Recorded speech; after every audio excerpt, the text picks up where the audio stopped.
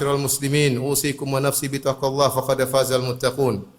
Sungguhnya iblis telah berjanji di hadapan Allah Subhanahu wa taala untuk menjadikan manusia keturunan Adam alaihissalam tidak bersyukur kepada Allah Subhanahu wa taala. Ia berkata yang Allah abadikan dalam Al-Qur'an, "Fabima aghwaytani la aqudanna lahum siratakal mustaqim, thumma la atiyannahum min baini aydihim wa min khalfihim wa an aymanihim wa an syama'ilihim wa la tajidu aktsarahum syakirin." Ya Rabbku, karena kau telah memutuskan aku tersesat, la aqudanna lahum siratakal mustaqim. Sungguh aku akan menongkrongi jalan-jalan yang dilewati oleh anak-anak Adam menuju engkau. Semua jalan yang mengantarkan kepada Allah ditongkrongi oleh iblis untuk menghalangi manusia dari jalan Allah Subhanahu wa taala. Tsumma la'atiyannahum min baini aydihim wa min khalfihim, dan benar-benar aku akan menggoda mereka, aku datangi mereka. Ya, dari kanan mereka, dari kiri mereka, dari depan mereka, dari belakang mereka, wala tajidu aktsarahum syakirin. Dan engkau akan dapati kebanyakan mereka, mayoritas mereka tidak bersyukur. Ini janji iblis dan dia berjuang untuk memenuhi janjinya. Jadilah banyak anak-anak Adam, banyak manusia yang lupa atas nikmat-nikmat yang Allah berikan kepada mereka. Ketika mereka lupa atas nikmat-nikmat Allah Subhanahu wa taala, mereka lupa kepada Sang Pemberi nikmat. Mereka lupa kepada Sang Pemberi nikmat. Karenanya di antara perkara yang penting yang diperhatikan oleh syariat adalah bagaimana mengingatkan nikmat-nikmat Allah kepada manusia agar mereka bersyukur kepada Al-Mun'im, bersyukur kepada Allah Subhanahu wa taala. Tahir bin Ashur dalam tafsirnya berkata, "Walihada min ahammi walihada kanat mas'alatu syukril mun'im min ahammi masaili taklif." Oleh karenanya permasalahan bagaimana bisa bersyukur kepada Allah adalah perkara yang sangat penting dalam syariat. Kita dapati manusia punya potensi untuk lupa dengan nikmat-nikmat Allah Subhanahu wa taala. Allah Subhanahu wa taala berfirman menjelaskan tentang bagaimana kondisi manusia yang suka lupa dengan nikmat-nikmat Allah Subhanahu wa taala. Seperti firman Allah Subhanahu wa taala, "Ya'rifuna ni'matallahi tsumma yunkirunaha wa aktsaruhumul kafirun." Mereka tahu tentang nikmat-nikmat Allah, tapi kemudian mereka ingkar dengan nikmat-nikmat Allah tersebut. Kebanyakan mereka adalah kafirun, ingkar kepada nikmat-nikmat Allah Subhanahu wa taala. Allah mengatakan, "Wa in ta'uddu ni'matallahi la tuhsuha." Kalau kalian menghitung nikmat-nikmat Allah, kalian tidak akan bisa menghitungnya. Innal insana ladzalumun kaffar. Akan tapi manusia itu berbuat zalim dan suka ingkar. Kafar itu suka ingkar dengan nikmat-nikmat Allah. Lupa dengan nikmat-nikmat Allah Subhanahu wa taala. Allah Subhanahu wa taala berfirman, "Innal insana li rabbih lakanud." Sungguhnya manusia itu lakanud, berkeluh kesah tentang Rabbnya. Kata Hasan Al-Basri rahimahullahu taala, yaitu yadhkuru al-masaib wa yansa ni'am. Selalu ingat-ingat musibah yang menimpanya dan dia lupa dengan nikmat-nikmat yang banyak yang telah Allah berikan kepadanya. Itulah sifat-sifat manusia. Lupa dengan nikmat-nikmat Allah berikan kepadanya. Karena terlalu sering Allah berikan nikmat. Berulang-ulang setiap detik, setiap saat, setiap hari diberikan nikmat oleh Allah Subhanahu wa taala, seakan-akan itu suatu hal yang sudah wajib bagi Allah, merupakan suatu hal yang rutinitas harian, sehingga terlupakan bahwasanya itulah nikmat yang berulang-ulang, yang setiap saat harus kita syukuri kepada Allah Subhanahu wa taala. Setiap hari kita bangun dalam kondisi segar, dalam kondisi bisa bernapas dengan baik, dalam kondisi bisa beraktivitas, jantung kita berdetak. Seakan-akan itu suatu hal yang sudah seharusnya Allah demikian, sehingga kita lupa. Padahal itu setiap saat Allah bisa hentikan detak jantung kita. Setiap saat Allah bisa rusakkan paru-paru kita sehingga tidak bisa bernapas. Tapi karena begitu seringnya kenikmatan yang Allah berikan kepada kita, bukannya kita semakin bersyukur, tetapi kita malah lupa bahwa itulah nikmat yang berulang-ulang. Karenanya di antara dakwah yang disampaikan oleh para anbiya adalah mengingatkan umatnya akan nikmat-nikmat Allah Subhanahu wa taala. Mulai dari Nabi Nuh dan seterusnya. Nabi Nuh alaihissalam berkata, "Alam tarau kaifa khalaqallahu sab'a samawatin tibaqa wa ja'ala al-qamara fihinna nura wa ja'ala asy-syamsa siraja." Tidakkah kalian lihat wahai kaumku, bagaimana Allah membangun di atas kalian 7 langit yang kokoh dan Allah jadikan pada langit tersebut ada rembulan yang bercahaya dan ada matahari yang bersinar. Nabi Nuh mengingatkan nikmat kepada kaumnya.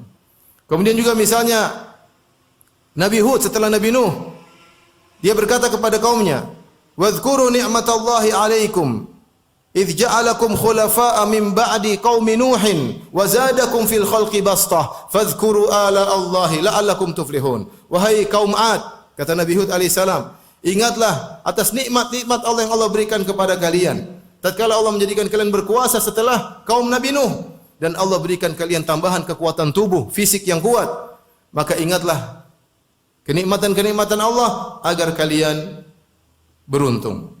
Demikian juga setelah itu Nabi Saleh, beliau berkata kepada kaumnya, "Wadhkuru ni'matallahi 'alaikum idh ja'alakum khulafa'a min ba'di 'adin wa bawwa'akum fil ardi tattakhiduna min suhuliha qusura wa tanhituna al-jibala buyuta fadhkuru ala Allahi wa la ta'thaw fil ardi mufsidin." Kata Nabi Saleh, "Wahai kaumku, ingatlah bagaimana Allah telah menjadikan kalian berkuasa di atas muka bumi setelah kaum 'Ad.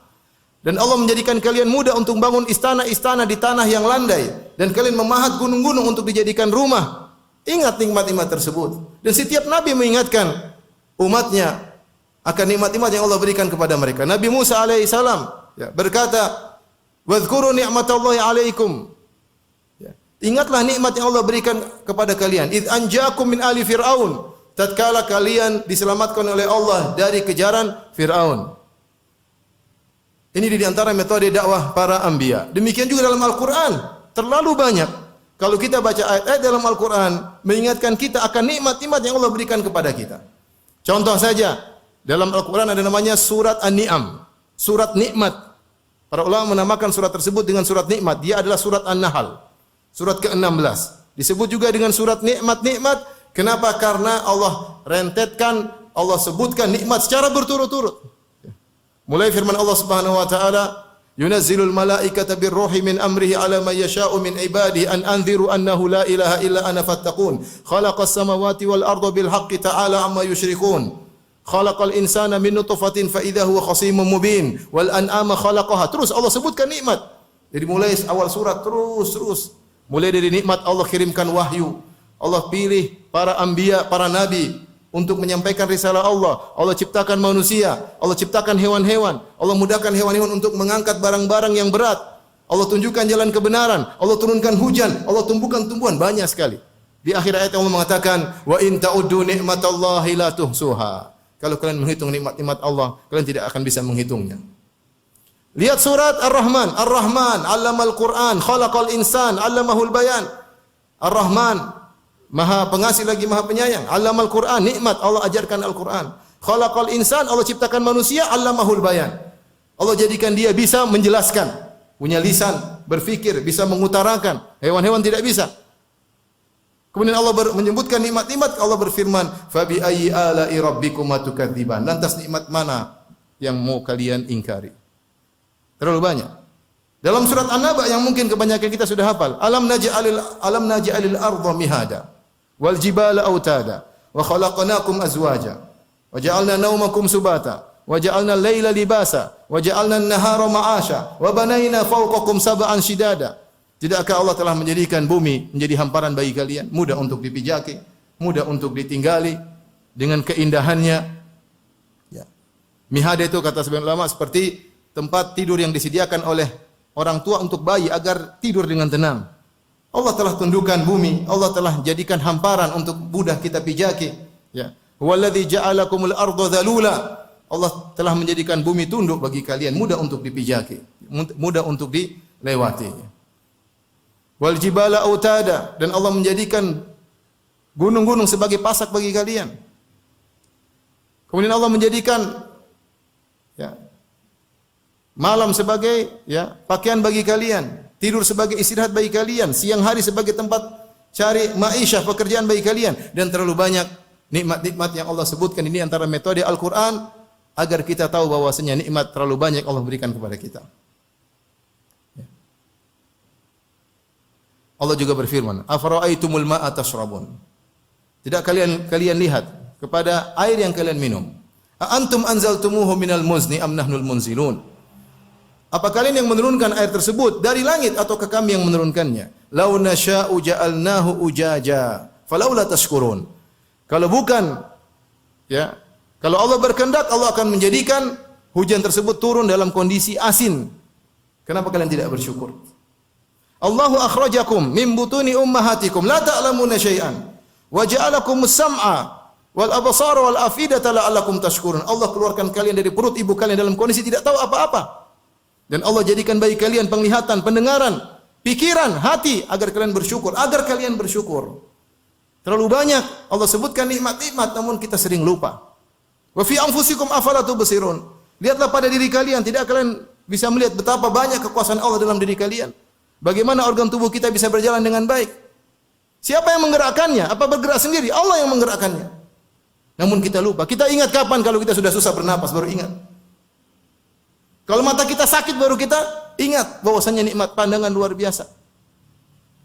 Ini yang buat kita lupa kepada Allah, lupa kepada nikmat-nikmat yang Allah berikan, menjadikan kita lupa kepada Allah Subhanahu wa taala. Aqulu qouli hadza astaghfirullah li wa lakum wa lisa'il muslimin min kulli dhanbin wa khati'ah fastaghfiruhu innahu huwal ghafurur rahim.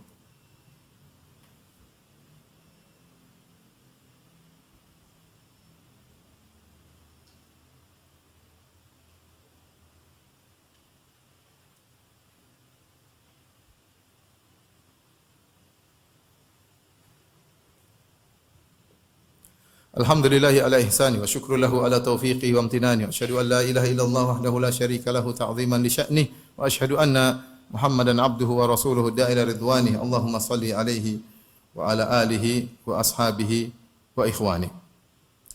Ma'asyiral muslimin, masalah mengingat nikmat Allah Subhanahu wa taala perkara yang besar. Oleh karenanya barang siapa yang menyandarkan kenikmatan kepada selain Allah maka dia terjerumus dalam kesyirikan. Seperti perkataan sebagian orang misalnya ketika dia mau dirampok lalu datang polisi menyelamatkannya, dia mengatakan kalau bukan karena polisi tentu saya sudah dirampok. Ini syirik. Syirik kecil memang ya, tapi syirik. Dinamakan syirik ya dosa besar meskipun disebut syirik kecil. Kenapa dia menisbahkan kenikmatan kepada selain Allah? Yang mendatangkan polisi menolong dia Allah Subhanahu wa taala. Sama ketika seorang misalnya ke dokter kemudian dia sembuh, dia mengatakan kalau bukan karena dokter tersebut mungkin saya sudah meninggal. Kalau bukan karena perusahaan tersebut mungkin saya sudah miskin dan kelaparan. Dia sandarkan nikmat kepada selain Allah Subhanahu wa taala. Ini adalah syirik kecil yang Allah sebutkan dalam Al-Qur'an, ya'rifuna nikmatallahi tsumma yunkirunaha. Mereka mengetahui nikmat-nikmat Allah tapi mereka mengingkarinya.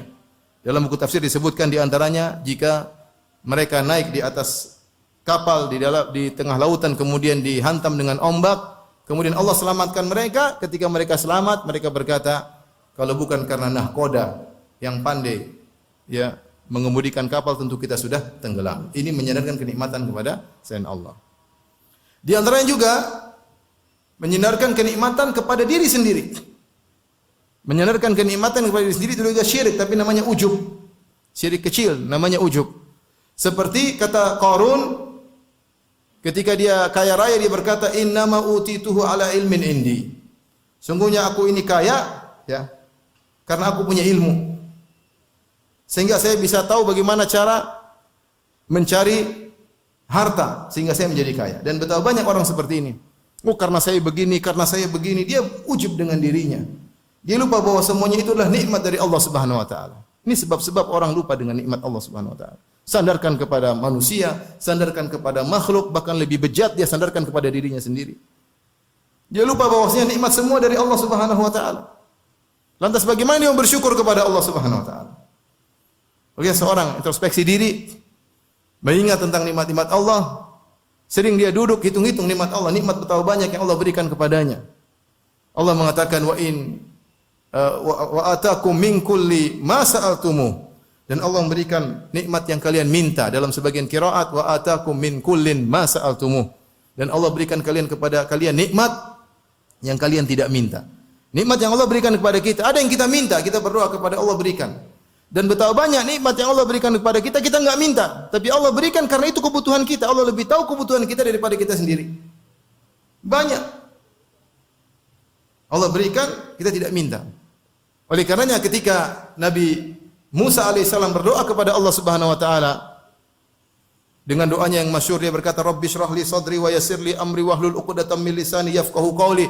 Ya Allah, ya, lapangkanlah dadaku, mudahkanlah urusanku, kemudian hilangkan kekakuan dari lisanku agar mereka bisa paham tentang perkataanku, dan jadikanlah saudaraku menyertaiku.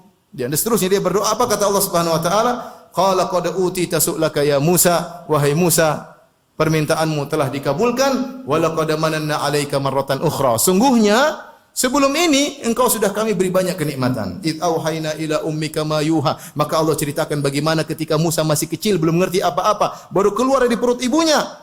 Sementara dia dikejar-kejar oleh Firaun untuk disembelih, Allah selamatkan dia. Apakah Nabi Musa minta kepada Allah? Enggak. Allah berikan kenikmatan pada dia, dia tidak ngerti apa-apa. Allah ilhamkan kepada ibunya agar ditaruh di dalam keranjang, dilepaskan di sungai Nil, dan seterusnya dan seterusnya. Seakan-akan Allah berkata kepada Musa, wahai Musa, yang kau tidak minta saja aku kabulkan, apalagi yang kau minta, aku akan kabulkan. Oleh karenanya seorang sadar bahwasanya terlalu banyak kenikmatan yang Allah berikan kepada kita tanpa kita mintai. Karena ketika kita minta Allah tidak kabulkan, ketahuilah bahwasanya itu tidak maslahat bagi kita. Itu tidak maslahat bagi kita. Siapa yang sering mengingat nikmat Allah Subhanahu wa taala, maka dia akan semakin rajin beribadah. Dia tahu bahwasanya dia harus bersyukur kepada Allah Subhanahu wa taala. Ya akhi, kalau ada seorang kasih kita gaji 100 juta per bulan, kita mungkin tunduk taat kepada dia luar biasa. Mau dibangunkan jam 2, jam 3, jam 1 malam kita berangkat. Kenapa? Gaji 100 juta per bulan. Nah, Allah Subhanahu wa taala berikan kita kenikmatan setiap saat, banyak. Tapi kita malas untuk bangun malam.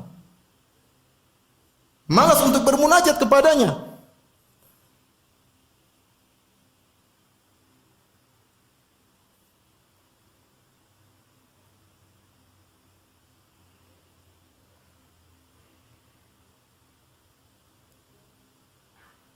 Ma'asyiral muslimin yang dirahmati Allah Subhanahu wa taala. Kalau kita sering mengingat nikmat Allah Subhanahu wa taala, ya, maka kita akan rajin beribadah. Ketika Nabi SAW adalah orang yang paling mengingat nikmat Allah, maka dia beribadah sehingga kedua kaki beliau bengkak. Hatta tatawarram qadamah, sampai kedua kaki beliau bengkak. Ditanyakan kepada Nabi SAW, kenapa anda beribadah seperti itu? Kata Nabi SAW, afala akunu abdan syakura. Kenapa aku tidak menjadi hamba yang pandai bersyukur?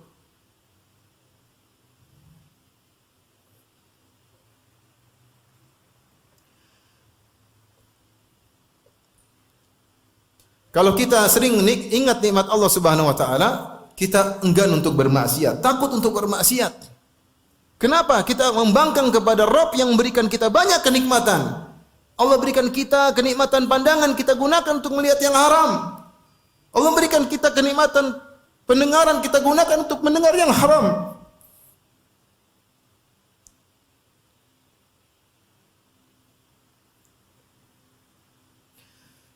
Karenanya Nabi Yusuf alaihissalam ketika diajak bermaksiat oleh Zulekha, maka dia berkata, innahu rabbi ahsana mathwaya. Sungguhnya Rabbku telah berbuat baik kepadaku. Di antara salah satu tafsir, yaitu dia bilang, Allah telah berbuat baik kepadaku. Kenapa aku bermaksiat kepada Allah Subhanahu wa taala? Barang siapa yang sering mengingat nikmat Allah Subhanahu wa taala, maka dia akan lebih cinta kepada Allah Subhanahu wa taala. Maka dia akan lebih khusyuk beribadah kepada Allah Subhanahu wa taala. Semoga Allah Subhanahu wa taala menjadikan kita hamba-hambanya yang pandai bersyukur kepada Allah Subhanahu wa taala.